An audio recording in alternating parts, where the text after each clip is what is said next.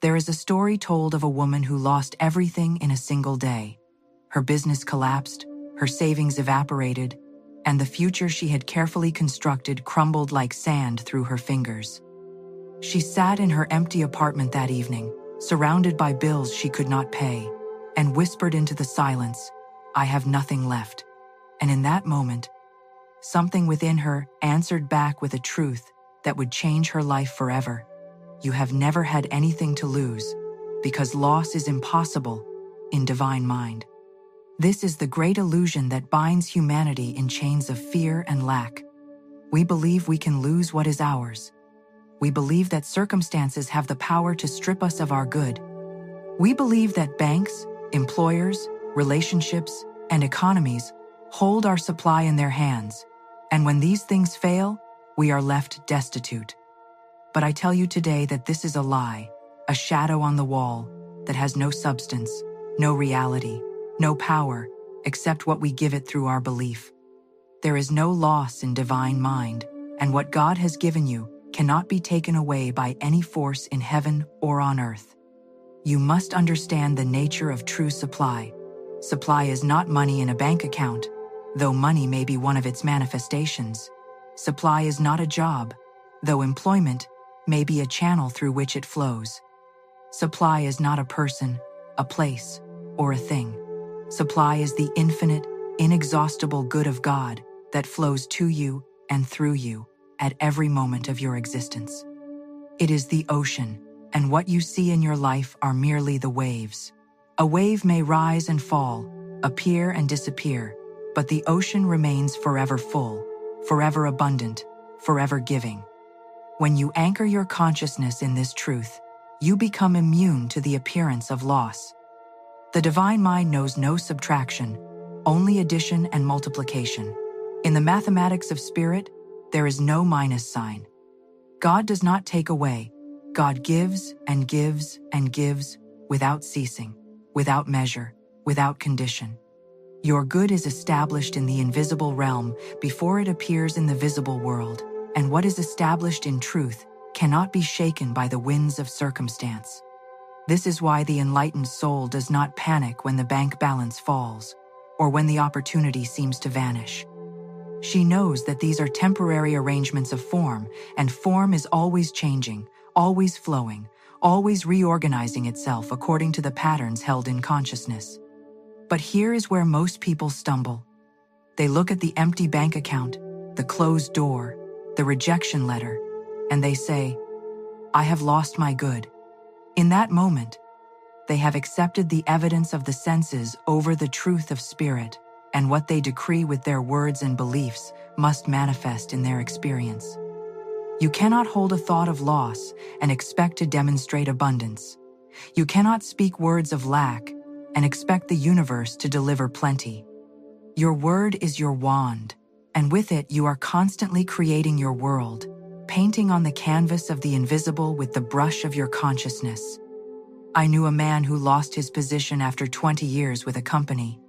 Everyone pitied him, told him how unfortunate he was, how difficult it would be at his age to find new work. He listened to these voices for 3 days, and in those 3 days, he felt his energy drain away, his confidence crumble, his future grow dark. On the 4th day, he remembered the truth. He stood before his mirror and declared, "There is no loss in divine mind. My perfect work now manifests. I am divinely guided to my true place." He repeated this every morning and every evening. Within 2 weeks, he received an offer for a position that paid more, offered greater satisfaction, and led him into a field he had always dreamed of entering, but thought impossible. What appeared as loss was actually divine mind clearing the way for greater good. This brings us to a fundamental principle that you must engrave upon your heart. Every ending is a beginning in disguise, and what you call loss is often preparation for greater demonstration. The universe is not random, chaotic, or cruel. It is intelligent, purposeful, and infinitely loving. When something leaves your life, it is because there is no longer vibrational alignment between that thing and your highest good. Divine mind is making room. Divine mind is clearing the channel. Divine Mind is answering a prayer you may have forgotten you prayed, or a desire your soul has held that your conscious mind has not yet recognized. Consider the tree in autumn. Does it mourn when its leaves fall? Does it panic and say, "I am losing everything? I shall be bare and destitute"? No. The tree trusts the intelligence within itself, the divine pattern that knows spring will come again, that new growth is already forming in the invisible, that the sap will rise and the buds will break forth in their perfect timing. The tree lets go without resistance, without fear, without the belief in loss. And because it releases freely, it receives abundantly when the season turns. You are not less wise than a tree. You have within you the same divine intelligence, the same knowing, the same trust. You need only to claim it, to activate it with your faith, to water it with your words of truth. But faith is not passive hoping. Faith is active knowing. Faith is the substance of things hoped for, the evidence of things not seen. When you have true faith, you do not wait anxiously for your good to appear. You do not check the mailbox 17 times a day, or refresh your bank account obsessively, or lie awake at night wondering when and how and if. You rest in the absolute certainty that what is yours is already yours, that it is on its way, that Divine Mind is orchestrating every detail, every connection, every so-called coincidence that will bring your demonstration into physical form. You go about your days with an inner smile, with a lightness in your step, because you know the secret. The game is already won. I must tell you about a woman who came to me in deep distress. Her husband had left her, taking most of their money with him. She had 3 children to feed, and no clear means of support. She wept and said, "I have lost everything. How can I possibly believe in supply when I can see only emptiness?" I looked at her and said, "You have lost nothing that was truly yours. Your husband was not your supply. Your bank account was not your supply. God is your supply, and God has not gone anywhere, has not changed, has not diminished. You are standing in an ocean of abundance right now, but you cannot receive it while you are declaring yourself empty." She did not believe me at first. The evidence was too strong, the appearances too convincing, but I gave her an assignment. Every morning, she was to stand before her mirror and declare, "Infinite Spirit, open the way for my immediate supply. Let all that is mine by divine right now reach me in great avalanches of abundance. I am an irresistible magnet for my good." She was to say this with feeling, with conviction, with the absolute knowing that it was already done.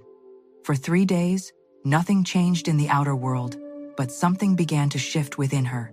The fear loosened its grip. A strange peace settled over her. On the 4th day, she received a phone call from an attorney informing her that a distant relative she barely knew had left her an inheritance. On the 7th day, she was offered a position at a company she had always admired, a position she was perfectly qualified for, but had never thought to apply for because she assumed it was beyond her reach. This is how Divine Mind works. It does not necessarily restore what was taken. It brings something better, something more perfectly suited to who you are becoming, something aligned with your highest destiny. Your job is not to dictate the channels through which your good will come. Your job is to claim it in consciousness, to prepare a place for it in your mind and heart, to expect it, to welcome it, to know with every fiber of your being that it is already yours in the invisible and must therefore manifest in the visible. Now we must address the great obstacle that stands between most people and their infinite supply, the belief in 2 powers. You believe that God is good and wants you to prosper, but you also believe that circumstances are powerful, that the economy is powerful, that other people's decisions are powerful, that your past is powerful, that your age or education or background is powerful. You are trying to serve 2 masters, and a house divided against itself cannot stand. There is only one power in the universe, and that power is God, the Divine Mind, the infinite intelligence that flows through all things and sustains all life. Everything else is effect, not cause. Everything else is shadow, not substance. When you understand this deeply, truly, In the marrow of your bones, you become free. The stock market can crash, and you remain untouched. The company can downsize, and you remain secure. The bills can pile up, and you remain at peace. Not because you are naive or irresponsible or disconnected from reality, but because you know a higher reality, a truer reality, a reality that precedes and determines all outer circumstances. You know that your supply comes from within, not from without. You know that you are connected to an inexhaustible source that never runs dry, never closes its doors, never lays off its workers, never files for bankruptcy. I must be very clear about something, because there is much confusion on this point. This is not about denying the appearance or pretending that challenges do not exist.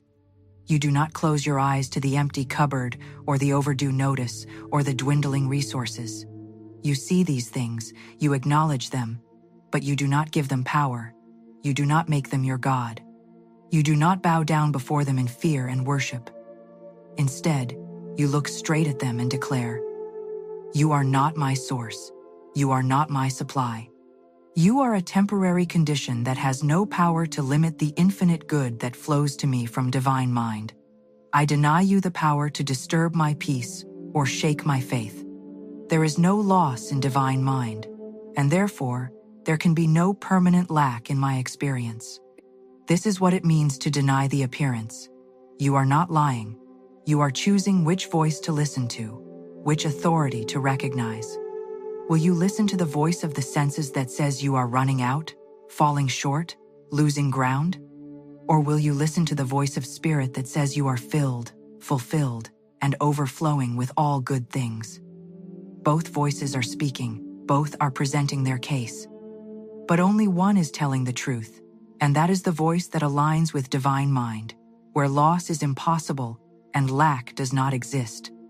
There was a man I knew who faced bankruptcy. His business had failed, his creditors were circling, and by all reasonable standards, he was ruined.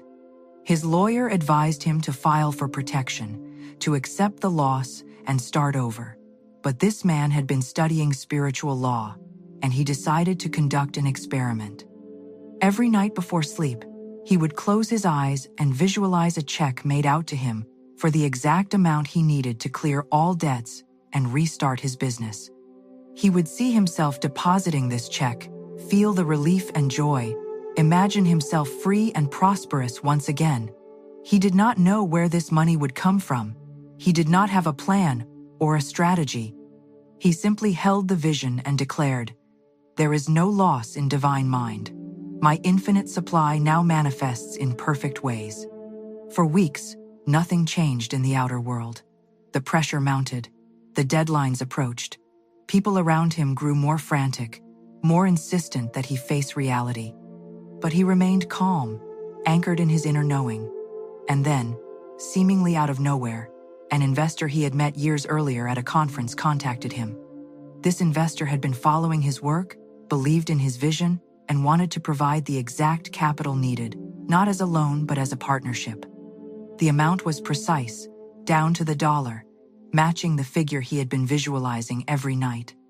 The man's business not only recovered but expanded beyond his original dreams, and he became a living testimony to the principle that there is no loss in divine mind.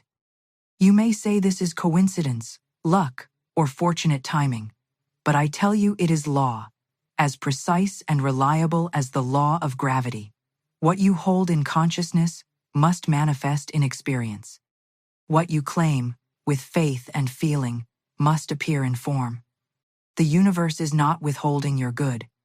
You are withholding it from yourself through doubt, fear, and the acceptance of appearances as final truth. The next step in claiming your infinite supply is to understand the role of gratitude and praise in opening the floodgates of abundance. You cannot be grateful and fearful at the same time. You cannot praise your good and worry about lack simultaneously. Gratitude is the great magnet that draws blessings into your life, and praise is the acknowledgement that what you desire is already yours. When you thank God for your supply before you see it, you are operating from faith, not from sight, and faith is the bridge between the invisible and the visible, the unmanifest and the manifest. Most people have this backward. They say, when I have the money, I will be grateful. When I get the job, I will praise God. When the situation improves, I will give thanks. But this is the consciousness of lack speaking, and it can only produce more lack. The spiritual master gives thanks first, knowing that gratitude itself is creative, that it sets into motion forces in the invisible realm that must produce corresponding results in the visible world. Before the check arrives, you thank God for abundant supply. Before the opportunity appears, you praise the infinite intelligence that is guiding you to your perfect place. Before the healing manifests, you give thanks for perfect health that is already established in divine mind. This is not pretending or playing make-believe. This is recognizing the truth behind the appearance. In divine mind, you already have everything you need. The supply already exists. The solution is already present. The healing is already complete. Your work is to bring your consciousness into alignment with this truth, and gratitude is one of the most powerful tools you have for doing so. When you are truly grateful, you are saying yes to your good. You are opening the door. You are creating a space in your mind and heart for the demonstration to enter. I will share with you a practice that has transformed countless lives. Each morning upon waking, before you check your phone or turn on the news or allow the world to pour its opinions and problems into your consciousness, spend 5 minutes in active thanksgiving. Thank God for your abundant supply, even if your bank account is empty. Thank God for perfect health, even if your body is showing symptoms. Thank God for harmonious relationships, even if you are currently alone or in conflict. Thank God for your perfect work, even if you are unemployed. Thank God for divine guidance, even if the path ahead seems unclear. Do this with feeling, with conviction, with a heart full of genuine appreciation, as if you are looking at the blessings that are already in your hands. What you will discover is that this practice shifts your entire energy. You move from the frequency of lack to the frequency of abundance. You align yourself with the creative flow of the universe. And from this aligned state, you begin to notice opportunities you previously overlooked, to receive ideas you could not access from a fearful mindset, to attract people and circumstances that support your good. The outer world has not changed, but you have changed. And because you have changed, the world you experience must also change. This is law. This is how the game is played. But here is where vigilance becomes essential. The old patterns of thought do not surrender easily. Fear is a habit. Worry is a groove worn deep in the mind, and doubt has been your companion for so long that it feels almost like a friend. You will have moments when the appearances seem overwhelming, when the evidence of lack is so strong that your faith wavers. In these moments, you must be fierce. You must guard your thoughts as you would guard your most precious treasure, because your thoughts are your most precious treasure. They are creating your tomorrow. When the fearful thought arises, when the voice of lack begins to whisper its lies, you must immediately counter it with truth. You do not fight the negative thought, for what you resist persists. You simply replace it. The moment you catch yourself thinking, I don't have enough, you immediately say, either aloud or silently, there is no loss in divine mind. I have abundant supply. When the thought comes, I might lose my home, you declare, my permanent home is in God, and all my needs are met.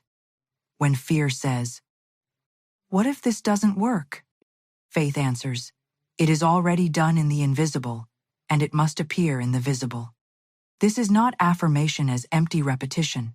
This is affirmation as spiritual warfare, as the claiming of your divine inheritance, as the refusal to accept anything less than the truth of your being.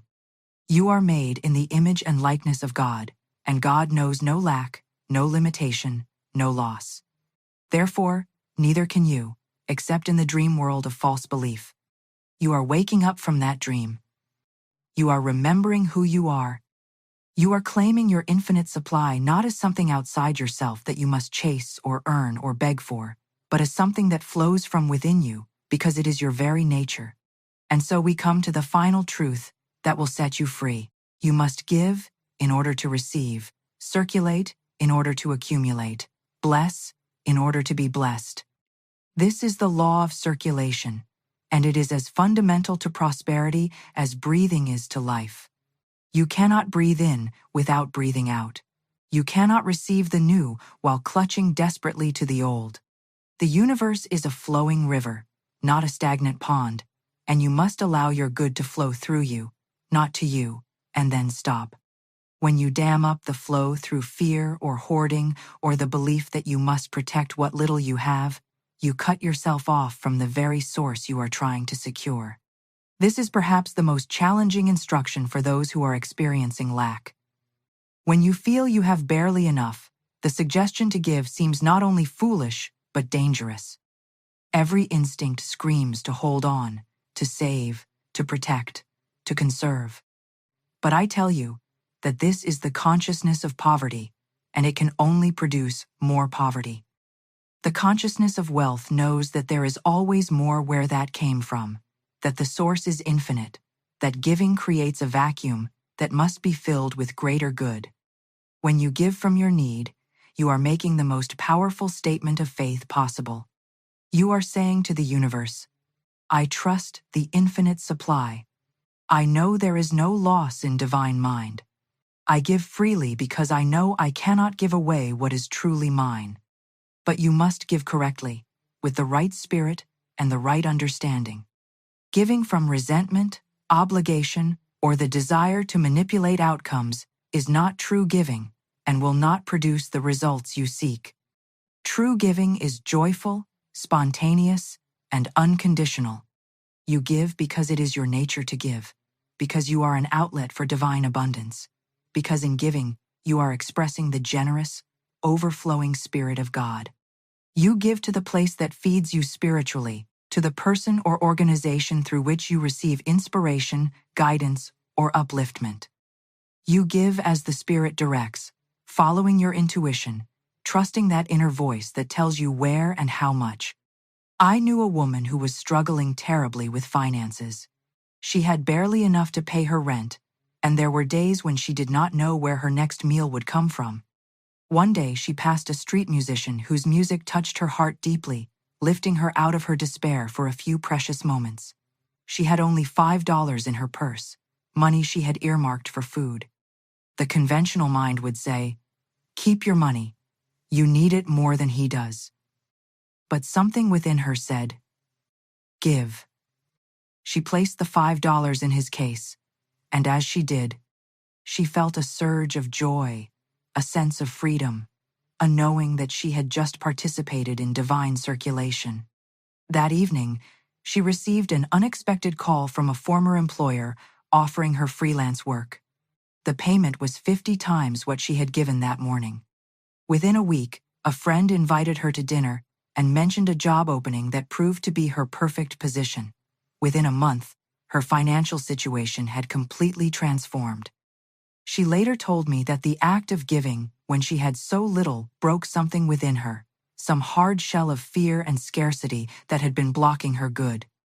In giving, she had demonstrated faith, and faith is the substance of things hoped for, the evidence of things not seen. Now, let me speak plainly about what you must do to claim your infinite supply. First, you must change your inner conversation. Stop speaking words of lack. Stop saying I can't afford it, I don't have enough, money is tight, times are hard. These words are decrees, and they are creating your experience. Instead, train yourself to speak abundance. Say, I am abundantly supplied. Money flows to me easily. I have more than enough. The universe provides. At first, these words may feel false, but persist. You are not lying. You are choosing to align with a higher truth. Second, you must act as if your supply is already here. This does not mean spending money you do not have or being irresponsible. It means carrying yourself with the confidence of one who knows she is provided for. It means planning for abundance, expecting good, preparing for increase. When you go to the mailbox, expect checks, not bills. When the phone rings, expect opportunity, not demands. When you wake in the morning, expect this to be the day when your good manifests. Expectation is magnetic, and it draws to you the very thing you are looking for. Third, you must release all resentment, bitterness, and blame regarding money or those who have money. If you resent the wealthy, you are building a wall between yourself and wealth. If you blame others for your lack, you are giving away your power. Bless those who have abundance. Rejoice in their good fortune, knowing that in a universe of infinite supply, their wealth does not diminish your portion. Say, what God has done for them, God can do for me, and more. Forgive everyone who owes you money, who has cheated you, who has taken from you. Forgiveness clears the channel and allows your good to flow. Finally, you must stand firm in the truth, regardless of appearances. There will be tests. There will be moments when everything in the visible world seems to contradict what you are claiming. Stand firm. The universe is checking to see if you really believe what you are saying, if your faith is genuine or merely wishful thinking. This is your moment of power. This is where you prove your mastery. Look at the empty bank account, the overdue bill, the closed door, and declare with absolute conviction, there is no loss in divine mind. My infinite supply is established in the invisible and is now manifesting in the visible. I am an irresistible magnet for my good. All that is mine by divine right now comes to me in perfect ways. You are standing at the threshold of a new life, a life lived from the consciousness of infinite supply rather than the fear of loss. Step across. Claim your inheritance. The kingdom has been prepared for you from the foundation of the world. It is yours. It has always been yours. There is no loss in divine mind, and therefore, there can be no permanent lack in your experience. Speak your word, hold your vision, give thanks, and watch as the invisible becomes visible, as the abundant supply that has always surrounded you finally breaks through into your awareness and your experience. This is your divine right. This is spiritual law. This is truth. And the truth has set you free.